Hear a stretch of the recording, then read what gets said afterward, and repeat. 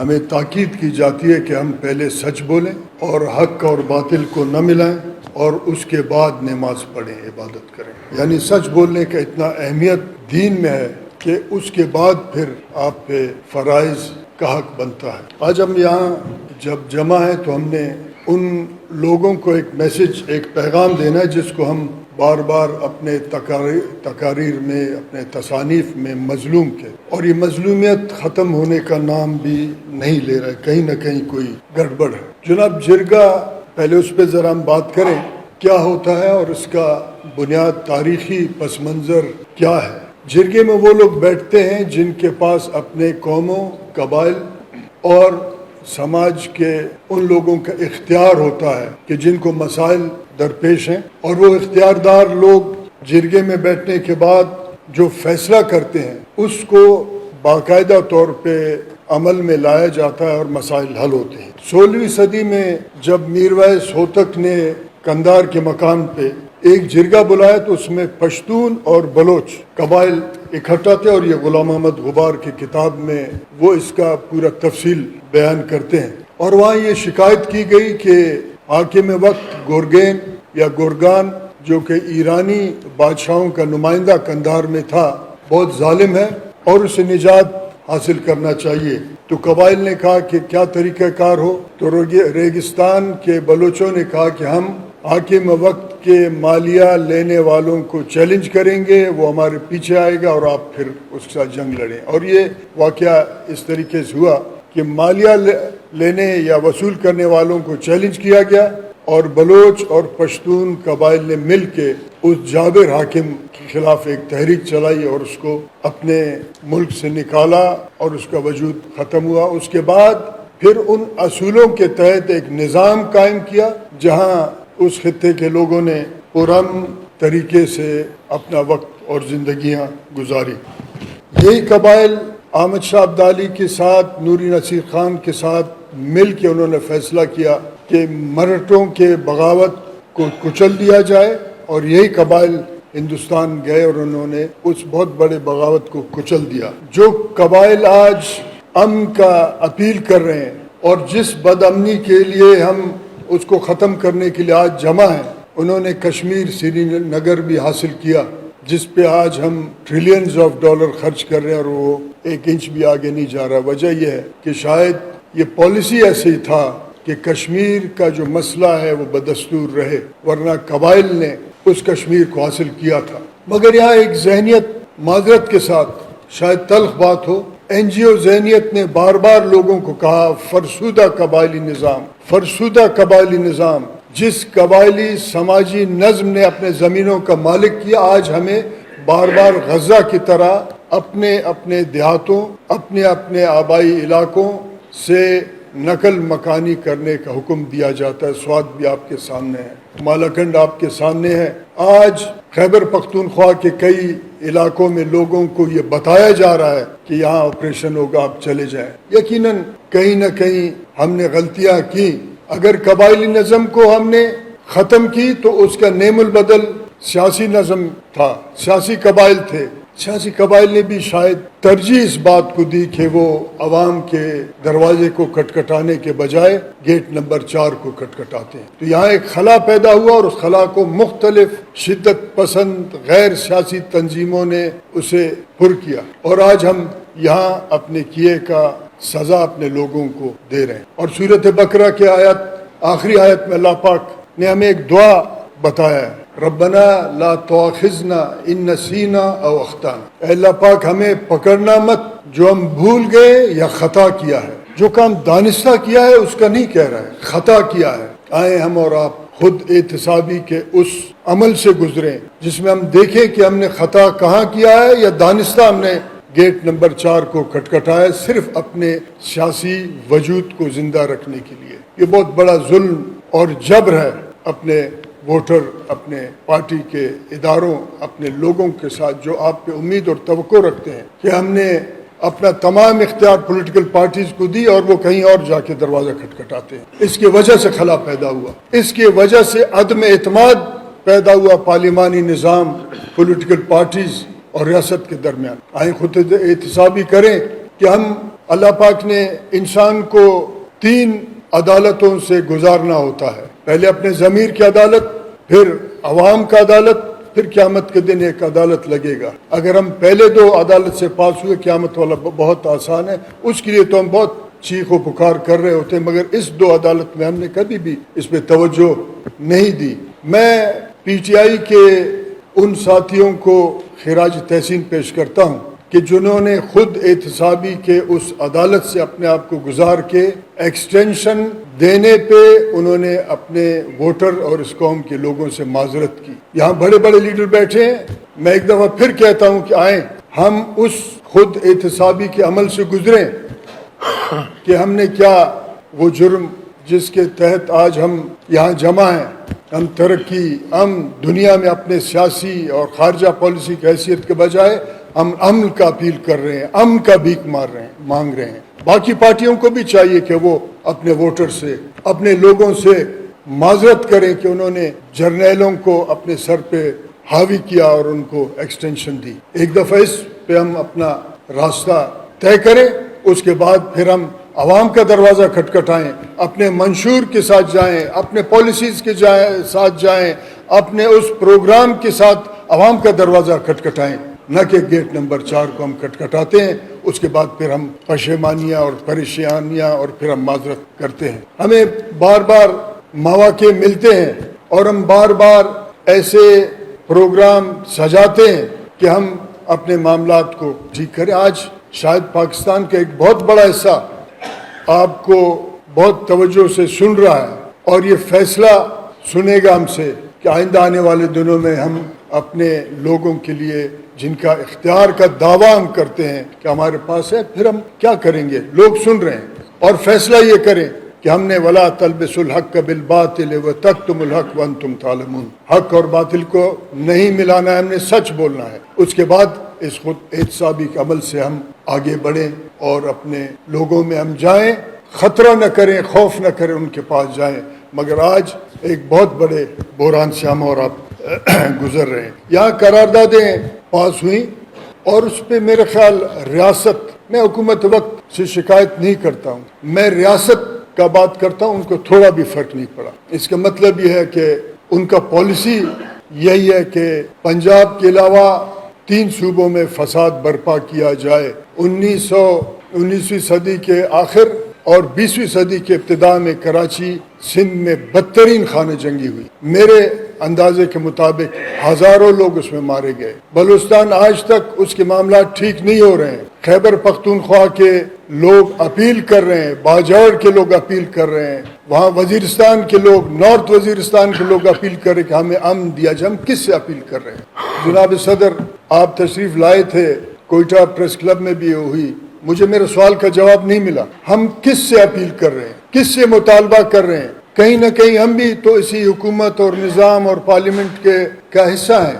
کون ہمیں اس بات کا جواب دے گا؟ لوگ ہم سے جواب مانگ رہے ہیں کہ جب آپ نے اپیل کی, آپ نے قرارداد پیش کیا, قرارداد کس کے پاس گیا اور اس کے کیا رد عمل آیا؟ آج تک کچھ نہیں آیا. یقیناً ہم نے اس جرگے کے عمل جو ہمارے اجداد نے اس کا بنیاد رکھا, اس پہ شاید ہم با اختیار نہیں ہے کہ جس جرگے نے فیصلہ کیا میرویس ہوتک کے اس جرگے میں 16ویں صدی میں, پھر اس پہ عمل بھی خود انہوں نے. ہم کسی اور ایسے طاقت سے مطالبہ کرتے ہیں اور خود کچھ بھی نہیں کر رہے ہیں کہ جو طاقت بائی پالیسی ہمارے قومی اکائیوں میں, قومی وطن میں وہ فساد برپا کر رہے ہیں. جناب, یہاں ہم آج جب بیٹھے ہیں, کل کے اخبار میں تو خبر لگے گی, لوگ پڑھیں گے اور اس کے بعد شاید نتیجہ نہیں نکلے. جس طریقے سے آج پارلیمنٹ سے باہر ہم بیٹھ کے حال دل کرتے ہیں, کیونکہ پارلیمنٹ کے اختیارات مکمل طور پہ کمزور پڑ چکے ہیں. پارلیمنٹ کوئی پالیسی سازی نہیں کر رہا, فورن پالیسی بھی کوئی اور بنا رہا ہے. یہاں مولانا صاحب بھی تشریف رکھتے ہیں, یہاں جناب ایمل ولی صاحب بھی تشریف رکھتے ہیں, آپ بھی پارلیمنٹ ممبرز ہیں, اور بھی ہمارے محترم یہاں ہوں گے. آپ نے پوچھنا ہوگا ریاست پاکستان کے اس طاقتور شخص سے کہ آپ کس کے کہنے پہ گئے. آپ نے فورن منسٹر سے پوچھنا ہوگا کہ کیا یہ سب کچھ ہوا, اس کا کوئی رپورٹ پارلیمنٹ میں آیا؟ کیونکہ پارلیمنٹ مفلوج ہے اور کام نہیں کر سکتا. تو پھر آنے والے دنوں میں ہمارے جرگوں کا بھی کوئی حیثیت نہیں ہوگا، اور پھر ایسے جرگوں کی طرف لوگ توجہ نہیں دیں گے۔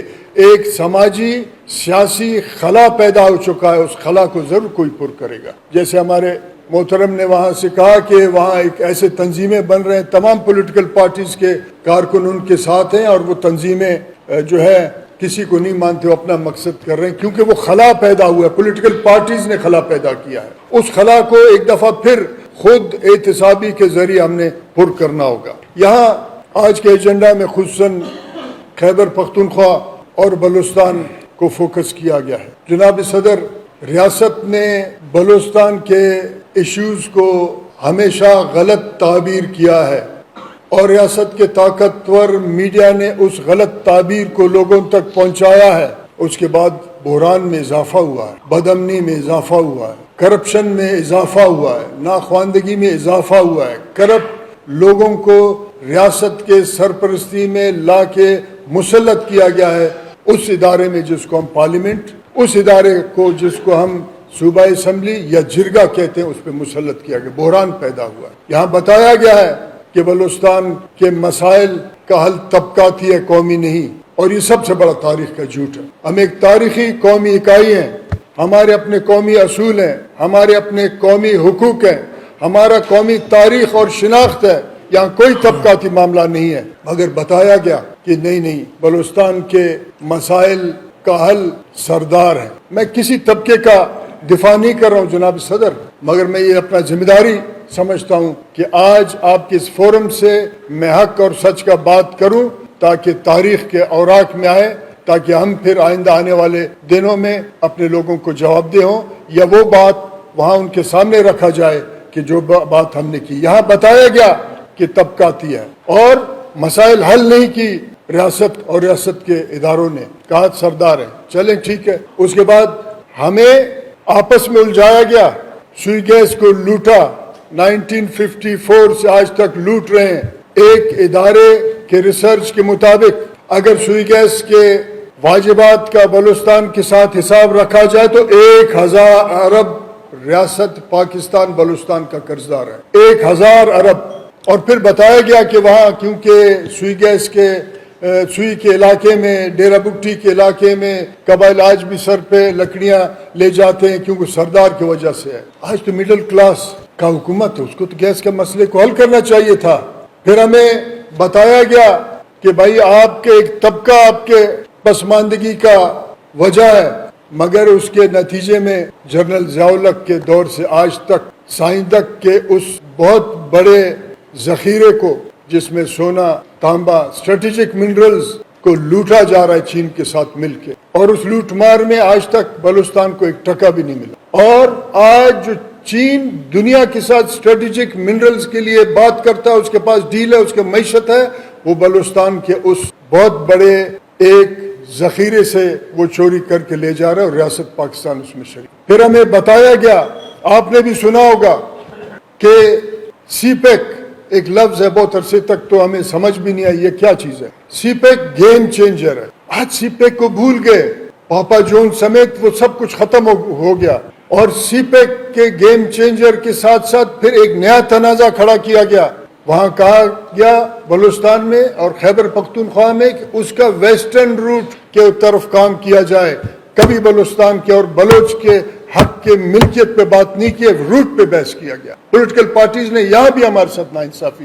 آج سی پیک کا نام کہیں آپ سن رہے ہیں، آج سی پیک کا نام نہیں۔ اس کے بعد ایک پراسرار 2021 میں ایک پراسرار ان کیمرہ اجلاس ہوا بلوچستان اسمبلی میں۔ اس اجلاس میں ریکودک کا فیصلہ کیا گیا۔ آرٹیکل 19A ہمیں اس بات کا حق دیتا ہے کہ ہمیں پتہ چلے اس میں فیصلہ کیا ہوا تھا۔ اس فیصلے میں بھی آج تک ہمیں پتہ نہیں ہے۔ ہاں یہ بات ہے کہ ہمارے لوگوں کو روک کے، قتل کر کے، ڈیزل سمگلنگ کرنے کے لیے مجبور کیا گیا، مگر ہمارے اختیارات ہم کو نہیں دے۔ پھر ہمیں یہ بتایا گیا کہ سی پیک سے اتنے لوگ روزگار ہوگا۔ جناب آپ پارلیمنٹ میں بیٹھے ہیں، اگر اس پارلیمنٹ کے پاس اختیار ہے، آپ ذرا اس لسٹ کو تو دیکھیں، بلوچستان کے کتنے لوگوں کو وہاں روزگار ملا ہے، بلوچستان کے کتنے لوگ اس سے فائدہ اٹھا رہے ہیں۔ سائل اور وسائل تو ہمارے ہیں، مگر ایک پاکستانی जर्नल कहता है कौन इसको जहेज में लाया था। आप अदब तो उनका देखें, आप अदब तो उनका देखें। हमारे कौमी वसाइल को जहेज में कहते हैं, आप किस कौन से जहेज में आए हमारे सर पे आके मुसल्लत हुए। बलूचिस्तान और उनके लोगों के साथ ज्यादती, वहाँ सियासी लूटमार, वसाइल का लूटमार, अफगानिस्तान से लोगों को लाके MNA बनाया गया। वहाँ यहाँ तक हुआ कि एक MPA के वालिद का वॉइस मैसेज चल रहा है कि मैंने कर्नल हाशिम को 21 करोड़ रुपए रिश्वत दी। क्या पॉलिटिकल पार्टीज ने इस पे मुतालबा किया कि इसका इंक्वायरी होना चाहिए? हमारा सियासी रास्ता भी रोक लिया गया, समाजियात को भी हमारा तोड़ दिया गया, और जब सियासी रास्ता रोका गया तो फिर इसका भी जिम्मेदार रियासत होगा और वो पॉलिटिकल पार्टीज जो अपने सियासी वजूद को जिंदा रखने के लिए गेट नंबर 4 के जरिए पार्लियामेंट में दाखिल होते हैं। तो फिर बलूच के साथ कौन सा रास्ता बचा है? बलूचिस्तान के लोगों के साथ कौन सा रास्ता बचा है? मैं एक सवाल करता हूँ आज के इस बहुत बड़े ऐवान से कि वो फिर जब सियासी रास्ता रोका जाएगा, उनका माशी रास्ता रोका जाएगा, उनकी आंखों के सामने उनके आबाई अजदाद के तारीख को पामाल किया जाएगा और उनके वसाइल को लूट मार करके हर 10 साल बाद एक नए नाम और एक नए तिफिल तसल्ली के नाम पर ड्रामा रचाया जाएगा, तो फिर वो बंदूक उठाएंगे। इसके जिम्मेदार रियासत भी है, वो सियासी पार्टियां जिन्होंने रियासत के साथ कंप्रोमाइज करके अपने सियासी वजूद को बचाया है। वला तलबिसुल हक़ बिल बातिल व तक्तुमुल हक़ व अंतुम तालमून। सच बोलना पड़ेगा, सच बोलेंगे तो हम कहीं ना कहीं पहुंचेंगे। आज आप देखें, यहाँ हमारे एक साथी ने कहा इंटरनेट कुछ अरसे से बंद है। जनाब, बलूचिस्तान के जुनूब मगरबी इलाके में जिसको हम मकरान डिवीजन कहते हैं, उसमें कई सालों से इंटरनेट बंद है, कई सालों से इंटरनेट बंद है। आज कोयटा में आपने कहा कि भाई 14 अगस्त फलाना ये वो, मुकम्मल रेफरेंडम था। लोगों ने इस तमाम निज़ाम पे पूरे बलूचिस्तान में अदम एतमाद का इजहार किया। ठीक है, कहीं ना कहीं किसी कैंट में लोग बैठे होंगे, उन्होंने गाना भी गाया होगा, डांस भी किए होगा, मगर मुकम्मल रेफरेंडम था। अदम एतमाद का एक मुकम्मल फिजा था कि लोगों ने इस तमाम निज़ाम से अदम एतमाद की, और 14 अगस्त के मामलात में नहीं है। आज हम जब अपने मसाइल पे बात कर रहे हैं, वो रियासत, वो इस्टेब्लिशमेंट जिसने सुनना होगा कि हम उनको बता रहे हैं कि ये मामला ठीक नहीं चल रहे हैं, वो यकीनन कहीं ना कहीं बैठ के हमारे खिलाफ एक साजिश तैयार कर रहा होगा। मैं इस बात को रिकॉर्ड पे लाना चाहता हूँ। आज उन्होंने इस किस्म का एक माहौल बनाया है कि सियासी लोग अपने घरों में बंद हैं। ऐसे लोगों को पार्लियामेंट असेंबली में बिठाया उन्होंने जिनके पास 10-10, 20-20 काले शीशे वाले गाड़ियां और मुसल्ला, वो अपने समाज में तो नहीं जा सकते मगर निकल के आगे पीछे जा रहे हैं। मैं उन लोगों को ये कहना चाहता हूं कि आप 10 नहीं 20 गाड़ियों में मुसल्ला होकर चले। जिस दिन इनकलाब उठेगा, दुनिया का कोई ताकतवर इस्टेब्लिशमेंट उसको नहीं रोक सकेगा जब आप अपने समाज से कट जाए। मैं ये आज के मोतबर ऐवान से ये अपील करता हूं कि अपना किरदार अदा करें, वरना फिर ये काले शीशे और बड़े बड़े बुलेट प्रूफ गाड़ियां भी हमको बचा नहीं सकेंगी। यहाँ बार बार ये बताया गया बलोचों को, बलूचिस्तान के लोगों को कि आपके सरदार, आपके सरदार, आपके सरदार। मैं ये बात आज आपके हवाले से कहना चाहता हूँ कि जनाब सदर, एक गुलाम सरदार होने से बेहतर है कि आज लश्करी बकरियां चराए और एक आज़ाद बलोच की हैसियत से जिंदगी गुजारे। यहाँ हर 5 साल 10 साल बाद नए नाम पे एक ड्रामा क्रिएट करते हैं, मुसल्ला जत्ते हैं, और मुसल्ला जत्ते के पास बाकायदा कार्ड है और उन कार्डों के जरिए वो एक डिस्ट्रिक्ट से दूसरे डिस्ट्रिक्ट और एक घर से दूसरे घर तक वो जाते हैं। मगर सियासी लोगों के लिए सियासी रास्ते को रियासत ने बंद किया है। एक करप्ट इलेक्शन कमीशन, जिसका मैं मुजम्मत करता हूँ कि करप्ट इलेक्शन कमीशन ने यहाँ तक इस मुल्क को पहुँचाया, मगर मैं समझता हूँ कि हमने भी कहीं ना कहीं मुसाहलत की है इस तमाम निज़ाम से, पॉलिटिकल पार्टीज ने भी। जब पॉलिटिकल पार्टीज मुसाहलत करेंगे तो बदतरीन हालात का फिर आप इंतजार। अब होना क्या चाहिए? होना ये चाहिए कि जिसको हम सुना रहे हैं वो तो सुनता नहीं, वो कहते हैं कि आप लूटमार करें, हमारा रास्ता न रोकें। तो फिर क्या करना चाहिए? तो फिर हमने अपना एक रास्ता अपनाना चाहिए। अगर रियासत चाहता है, रियासत का बात कर रहा हूँ, हुकूमत वक्त का नहीं कर रहा हूँ। यहाँ बुखारी साहब भी बैठे हैं, हुकूमत वक्त से उनका ताल्लुक है। मैं रियासत का बात कर रहा हूँ कि वो अपना एतमाद खो चुका है बलोच और पश्तून में। रियासत, आप अपना, जनाब लाट साहब, आप अपना एतमाद खो चुके हैं।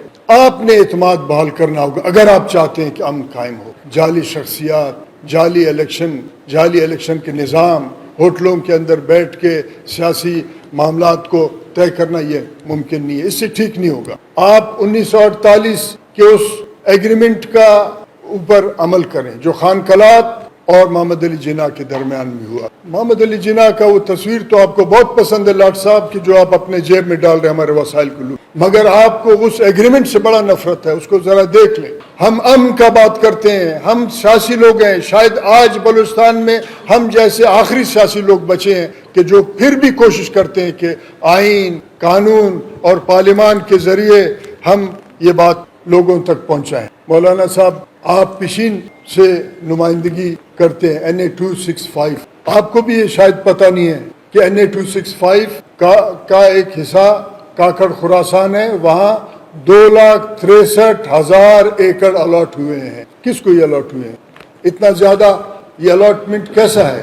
ریاست کو چاہیے اپنا وہ کرے. آپ اس آواز کو اٹھائیں.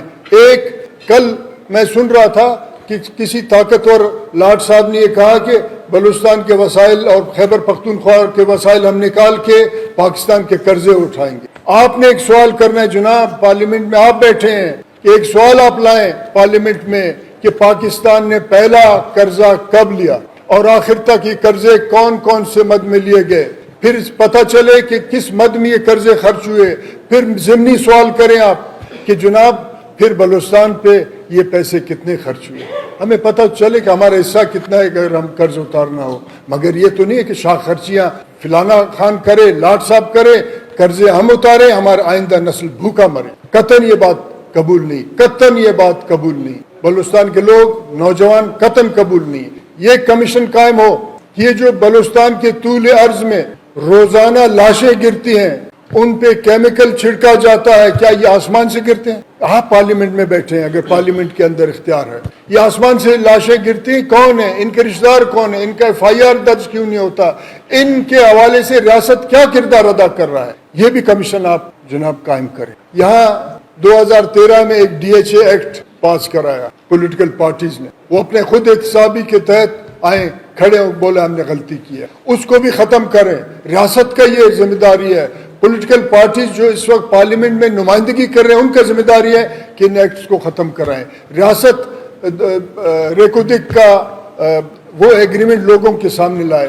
ریاست اور پولیٹیکل پارٹیز کو چاہیے کہ وہ اس بات کو لوگوں کے سامنے لائے کہ مائنز اینڈ منرلز ایکٹ 2025 کو واپس کیا جائے. یہ تو نہیں ہے کہ قرضے کوئی اور لے، مزے کوئی اور اڑائے، ریٹائرمنٹ کے بعد کسی بہت بڑے پرامن علاقے میں جائے اور ہمارے پاس جنگ چھوڑ کے چلا جائے. میں اپیل کرتا ہوں بلوچستان کے نوجوانوں سے کہ اپنے قومی نظم کو وہ قائم رکھیں اور اس جعلی مصنوعی فساد کو، بدامنی کو اپنے عمل سے، سیاسی عمل سے اس کو وہ ختم کریں تاکہ ہم آئندہ آنے والے نسلوں کے حوالے سے چلے جائیں. تو میرے یہ مطالبات ہیں کہ 1948 کا ایگریمنٹ جو خان قلات اور محمد علی جناح صاحب کے درمیان میں ہوا تھا، اس کو آئین کا حصہ بنایا جائے. آج گو کہ بلوچستان کے اکثر نوجوان اس بات کو نہیں مانتے ہیں، پھر بھی ہم کوشش کرتے ہیں، سیاسی لوگ ہیں. 73 کے آئین میں 18ویں ترمیم ہوئی، اس میں جو بربادی کی 26ویں ترمیم کے تحت اس کو واپس کیا جائے اور ریاست اعتماد کا فضا قائم کرنے میں اپنا کردار ادا کرے. آخری بات یہ ہے کہ جناب یہاں ہمارے بچے جناب صدر پنجاب کے مختلف یونیورسٹیوں میں پڑھنے کے لیے آتے ہیں اور ان کے غریب والدین اپنا جو کچھ ان کا ہوتا ہے ان بچوں پہ لگا دیتے ہیں تاکہ ان کا بچہ ایک تعلیم یافتہ شخص بنے، اپنے خاندان، اپنے آئندہ نسلوں کو باوقار زندگی گزارنے میں اپنا کردار ادا کرے. مگر وہ کون سا طاقت ہے کہ ان تعلیم یافتہ بچوں کو وہ مجبور کرتا ہے کہ وہ پھر یونیورسٹی سے نکل کے کتابیں پھینک کے کلیشن کوف اٹھائیں. میرا ایک دوست ایک دن میرے پاس آیا جناب، اس نے کہا میرا ایک بیٹا پنجاب میں پڑھتا ہے، اسلام آباد کو بھی ہم پنجاب سمجھتے ہیں، اور وہ واپس آنے کے بعد چھٹیوں کو اس نے کہا کہ میں واپس نہیں جانا چاہتا ہوں. ہمیں بے احترامی، تذلیل کا نشانہ بنایا جاتا ہے. ایک خاص قسم کا گروہ ہے، وہ یونیورسٹی میں آ کے ہمیں تنگ کرتا ہے. اساتذہ کا بھی رویہ ہمارے ساتھ ٹھیک نہیں ہے، میں واپس نہیں جاؤں گا. تو میرے پاس لایا، میں نے اس کو کہا کہ آپ واپس جائیں اور اپنا تعلیم پورا کر کے آئیں. مگر میں یہ سمجھتا ہوں ایک خاص پالیسی کے تحت ہمارے بچوں کو مجبور کیا جا رہا ہے کہ تعلیم یافتہ بچے بھی پہاڑوں میں جائیں، اور پھر ہم ان کو کہیں کہ ایک نیا ٹھپا کبھی لگایا، کبھی کہا کہ سردار ایسے ہیں، کبھی کہا کہ سی پیک سے آپ کو خوشحالی آئے گا، کبھی کہا ریکودک سے ہم اپنے قرض اتاریں گے. پھر آج کل ایک نیا ٹھپا اسٹیبلشمنٹ نے بنایا، اس کو کوئی پتہ نہیں فتنۃ الہند کا نام دے دیے. یہ کہاں سے عربی الفاظ آپ لا کے تلاش کر کے ٹھپا لگاتے ہیں؟ فتنۃ الامریکہ نہیں ہے کیا؟ جس آج بدامنی کا بات کرتے ہیں اور نام نہاد دہشت گردی کا بات کرتے ہیں، کیا اس نام نہاد دہشت گردی کو پاکستان کے اسٹیبلشمنٹ کا کریٹڈ اس جنگ نے افغانستان کو جس نے برباد کیا اور جس کے تحت ایک کلیشنکوف کلچر ہمارے پاس آیا، کیا وہ فتنۃ الامریکہ نہیں؟ میں ہی سمجھتا ہوں کہ پولیٹیکل پارٹیز اس روایت کو دہرائیں، کیونکہ آج اس ایوان میں جہاں ہم بات کر رہے ہیں یہاں پشتون بلوچ بھی بیٹھے ہیں، اور پشتون خصوصاً اس روایت کو بار بار کہتے ہیں کہ میر ویس ہوتک کا جو جرگہ تھا اس نے یہ گورگین کو ختم کیا. تو پھر ہم نے اور آپ نے بیٹھ کے یہ فیصلہ کرنا ہے کہ ہم عوام کے پاس جائیں گے یا اس دروازے کو کٹکھٹائیں گے جس نے ہمیں اور آپ کو اس تمام معاملات میں ڈالا ہے.